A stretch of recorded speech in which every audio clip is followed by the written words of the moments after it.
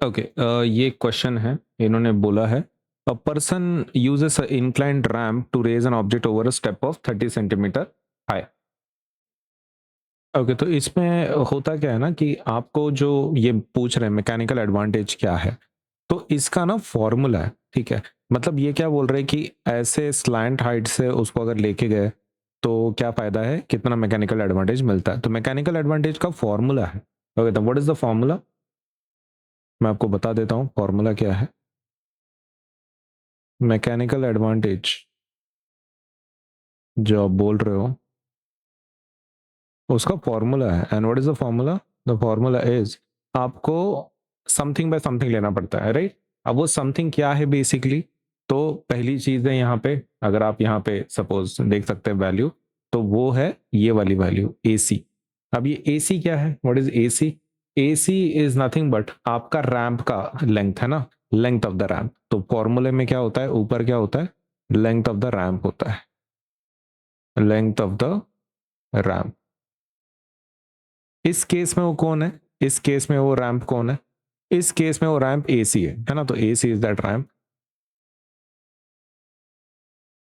और अगर आप इसकी बात कर रहे हैं, नीचे क्या रहता है, तो नीचे रहता है ये वाला पार्ट, मतलब जो हाइट है, which is nothing but the object to which the height to which it was raised, right. Okay, नीचे क्या रहता है, height to which object was raised है ना, height to which the height object was raised. अब इस case में वो हाइट कितनी है, ए बी, इस केस में हाइट कितनी है, ए बी।